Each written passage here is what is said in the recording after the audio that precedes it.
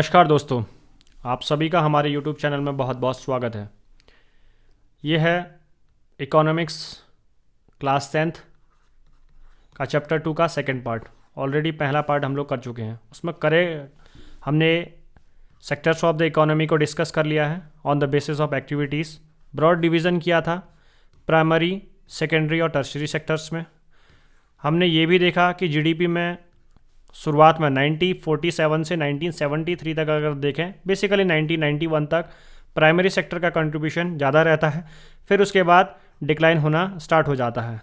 और अभी देखें तो 2013-14 या 2019 में 2020 में टर्शरी सेक्टर का कंट्रीब्यूशन ऑलमोस्ट 50% हो चुका है। राइट, हमने ये भी देखा कि प्राइमरी सेक्टर्स का डिवीज़न कैसे हुआ है, कैसे प्राइमरी सेक्टर्स हेल्प करता है सेकेंडरी सेक्टर की ग्रोथ में। प्राइमरी सेक्टर इंक्रीज होता है तो सेकेंडरी सेक्टर ऑलरेडी ग्रोथ करता है और वो हेल्प करता है इंक्रीज में सर्विस सेक्टर में।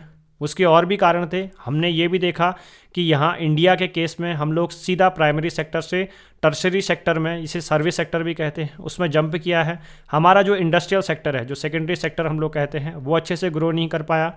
राइट, वो ग्रो नहीं कर पाया। तो उसके कारण बहुत सारे हैं जिसके बारे में हम लोग क्लास 11th की इकोनॉमिक्स में डिस्कस करेंगे, जिसके बारे में डिटेल में दूंगा। आपको मैंने ये भी बताया कि जीडीपी में कैसे कंट्रीब्यूशन किया जाता है, जीडीपी कैसे कैलकुलेट की जाती है। जस्ट ओवरव्यू आपको मैंने दिया कि final value of the goods and services produce in a country with in a year is called the GDP of a country. और जीडीपी जितनी ज़्यादा होती है उतनी ज़्यादा कंट्री इकोनॉमिकली स्ट्रांग होती है। राइट, फिर मैंने आपको जीडीपी के दो कारण भी बताए, दो डिवीज़न भी बताए थे कैलकुलेशन के।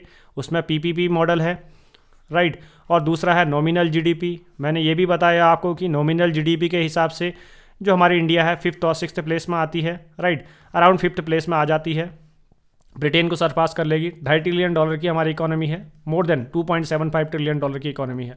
और हमारा टारगेट क्या है 2030 तक कि हम लोग $5 ट्रिलियन की इकोनॉमी 2025 का ये टारगेट था। अब उसको एक्सटेंड करके हम लोग कहाँ तक जाने वाले हैं, $5 ट्रिलियन की ये बनाने की है।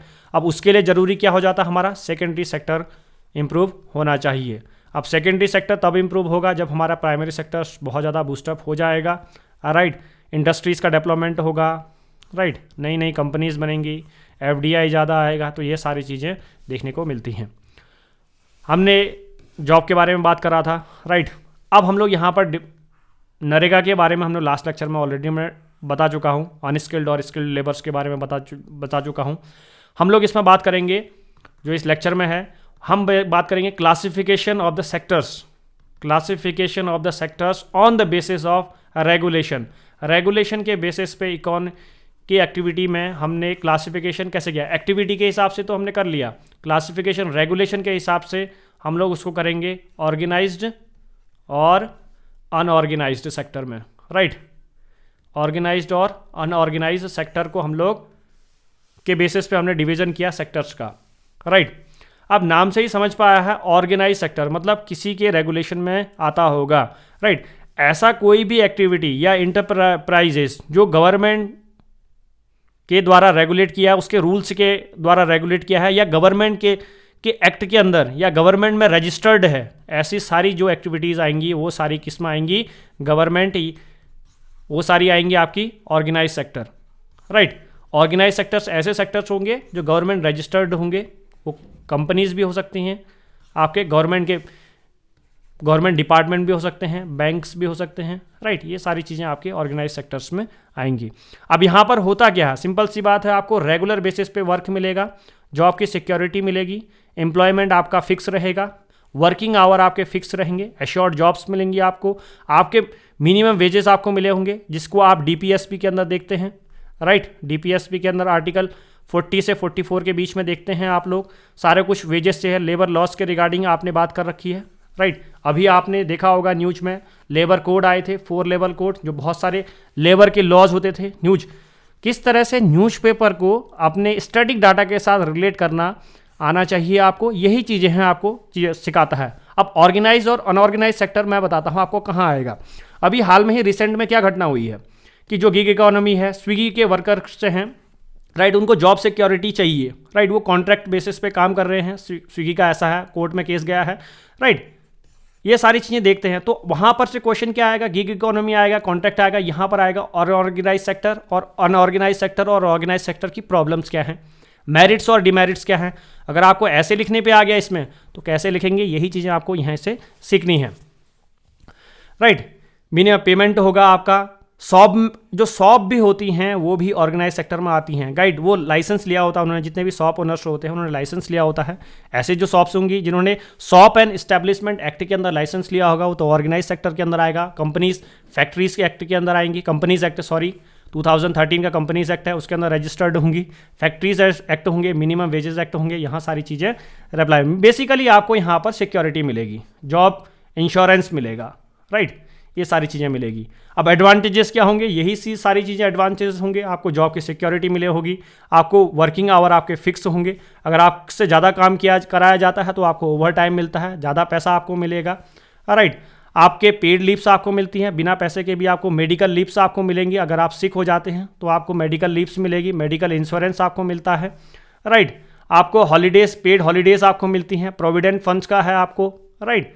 ये सारे बहुत सारे सेवरल बेनिफिट्स आपको मिलते हैं और आपको रिटायरमेंट के बाद पेंशन भी आपको मिलती है। तो ये सारे ऑर्गेनाइज सेक्टर्स के बेनिफिट्स होते हैं। आपके जो वर्किंग प्लेस होता है उसको भी नीट एंड क्लीन का होना चाहिए। ये सारी चीज़ें आपके DPSP में लिखी गई हैं, राइट। उनके रिगार्डिंग लॉज भी बने हैं। जॉब के दौरान आपको सिक्योरिटी मिलती है। यहाँ पर आपको पता होगा पॉश एक्ट के बारे में होता है, उसने आपने सुना होगा कि वीमेन का जो हैरेसमेंट है वो कैसे रेगुलेट किया जाता है किन लॉज की तरह। तो आपको वहाँ पर वीमेन सिक्योरिटी भी मिलती है, आपको विमेन के वर्किंग आवर्स के बारे में रूल्स एंड रेगुलेशन मिले हैं। तो ये सारे बेनिफिट्स आपको ऑर्गेनाइज सेक्टर्स में देखने को मिलते हैं।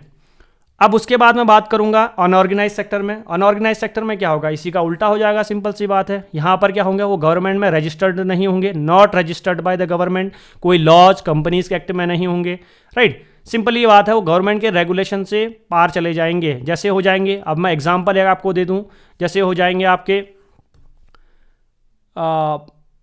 Home tutors, rag pickers, right. जो ऐसे सेक्टर्स में काम कर रहे हैं जहां पर कोई ऑर्गेनाइजेशन नहीं है, गवर्नमेंट के रूल्स और रेगुलेशन फॉलो नहीं किए जाते हैं, वो सारे क्या आ जाएंगे, अनऑर्गेनाइज सेक्टर। और अभी प्रेजेंट एग्जाम्पल आप देख सकते हैं तो स्विगी के जो डिलीवरी बॉयज़ होते हैं या डिलीवरी पर्सनस होते हैं, बॉयज़ मैं ऐसा नहीं कहूँगा, जेंडर स्पेसिफिक, सॉरी, जो डिलीवरी के पर्सनस होते हैं वो सारे क्या आ जाएंगे, अनऑर्गेनाइज सेक्टर्स में आ जाते हैं, राइट। अब इनके जो डिसएडवांटेजेस, एडवांटेजेस तो होंगे नहीं, सिंपल सी बात है, राइट।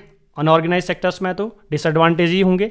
तो सारा कुछ उल्टा आप लिखना स्टार्ट कर दें, नहीं नहीं नहीं, ऊपर का ओवर टाइम का उनको पैसा नहीं मिलेगा, पेड लीव्स नहीं मिलेंगी, हॉलीडेज नहीं मिलेगी, लीव ड्यू टू सिकनेस नहीं मिलेगी, मेडिकल लीव्स जहाँ ऊपर मिलती है, right. High degree of insecurity मिलेगी, आपको कभी भी फायर कर दिया जाएगा। आज बॉस का मूड खराब है तो आपको लात मार के भगा दे, चल कल से कल काम मत बताना, राइट। ऐसी चीज़ें होंगी। तो ये सारे क्या है, disadvantages of the organise sector से हैं, अनऑर्गेनाइज सेक्टर से, सॉरी गाइस।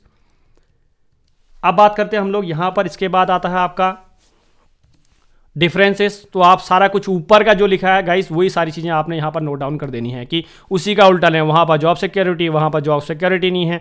ये रजिस्टर्ड होंगे, अनरजिस्टर्ड होंगे, अनऑर्गेनाइज्ड होंगे, कंट्रोल ऑफ द गवर्नमेंट से होंगे, राइट। इनको गवर्नमेंट कंट्रोल करेगी, इसको गवर्नमेंट कंट्रोल नहीं कर पाएगी, राइट। फिक्स्ड आवर होंगे, वर्किंग आवर के, इनके फिक्स्ड आवर नहीं होंगे, ओवर टाइम का कुछ पैसा नहीं मिलेगा इनको पेड लीव्स मिलेगी, रिटायरमेंट के बाद पेंशन मिलेगी, इनको ऐसा कुछ नहीं मिलेगा। तो बेसिकली इनका क्या होगा, जो भी अनऑर्गेनाइज सेक्टर्स में क्या होंगे, उनका एक्सप्लॉयटेशन होगा। क्या होगा गाइस, एक्सप्लॉयटेशन होगा, राइट।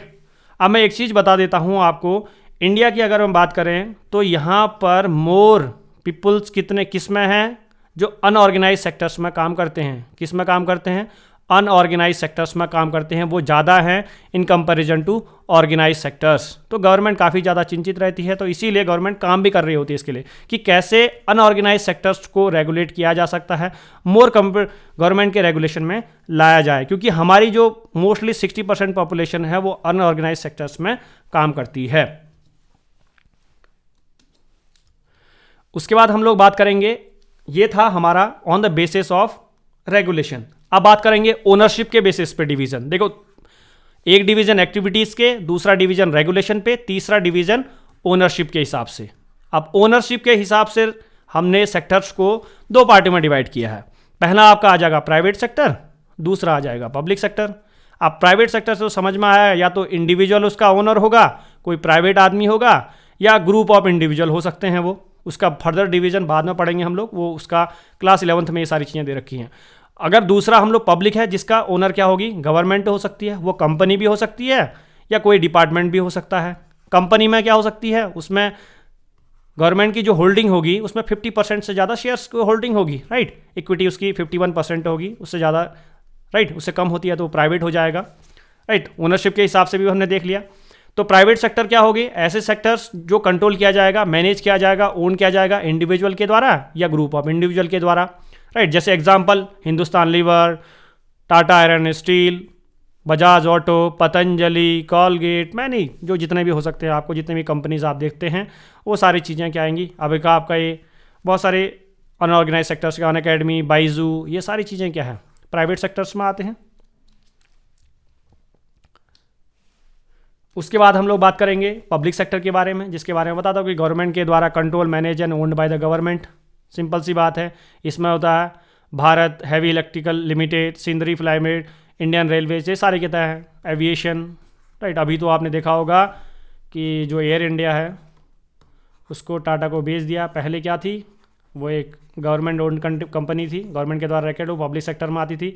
अब क्या बन गई है, वो प्राइवेट सेक्टर। तो आता है एग्जाम्पल, आप लिख के मत आ जाना वहाँ पर, क्योंकि वहाँ बोलेगा air India is public, comes under public sector. अगर न्यूज़ फॉलो कर रहे हैं तो आप रॉन्ग स्टेटमेंट करेंगे, ऐसे क्वेश्चन पूछ देता है कभी कभार स्टेटमेंट में। तो आपको पता होना चाहिए कि एयर इंडिया अब क्या है, प्राइवेट सेक्टर बन चुकी है। अब मोटिव क्या होता है, अब सबका मोटिव होगा, सिंपल सी बात है, कोई भी काम कर रहा होगा तो उसका मोटिव है। प्राइवेट सेक्टर का मोटिव क्या रहेगा, उनको सिर्फ प्रॉफिट बनाना है, राइट। उनको कोई मतलब नहीं रहता कि आपकी वर्किंग कंडीशन कैसी हैं, राइट। सब चीज़ें वो तो गवर्नमेंट की रेगुलेशन के कारण उनको सब चीज़ें रखनी पड़ती है, नहीं तो उनका मोटिव क्या है कि ज़्यादा से ज़्यादा वो पैसा बनाए हैं, ठीक। उसी जगह अगर पब्लिक सेक्टर की बात करें तो उनका काम होता है सोशल वेलफेयर। आपको पता है India is a welfare state, article 38 पढ़ेंगे, डीपीएसपी में अंदर आता है आपका। उसके अलावा भी आपका आर्टिकल 40 गार्डियन प्रिंसिपल, ये सारी चीज़ें आपको कहाँ दिखेंगे, ये सब वेलफेयर स्टेट की है। गवर्नमेंट किसके लिए काम करती है, लोगों के लिए काम करती हैं, उनको बेसिक जो एम्यूनिटी, बेसिक यूटिलिटी सर्विसेज है उनको प्रोवाइड करती हैं, राइट। वो प्रॉफिट के बारे में नहीं सोचती है। उसके बाद करेंगे हम लोग role of the government in private public sector. Public sector में गवर्नमेंट का क्या रोल रहता है कि, और गवर्नमेंट पब्लिक सेक्टर्स में इतना पैसा फंड क्यों अलॉट करती है और प्राइवेट इंडिविजुअल इन चीज़ों में क्यों नहीं आ रहे हैं, उसके बारे में हम लोग बात करेंगे। और चीज़ें भी आते हैं, वो भी आते हैं, पीपीपी मॉडल होता है, पब्लिक प्राइवेट पार्टनरशिप मॉडल होता है, उसके अंदर भी चीज़ें बनती हैं। बट बेसिकली आपके अभी रीच में नहीं है, क्लास 11th में वो चीज़ें थोड़ा सा आप डिटेल में दूंगा, क्लास 12th में उसके बारे में थोड़ा हायर में जब आपको मैं पढ़ाऊंगा तो उसके बारे में भी आपको इसके डीप में जाएंगे, हम लोग थोड़ा अंदर में जाएंगे। अभी हम लोग सिर्फ ओवरव्यू ले रहे हैं, micro point of NCERT point of view से अभी चीज़ों को देख रहे हैं।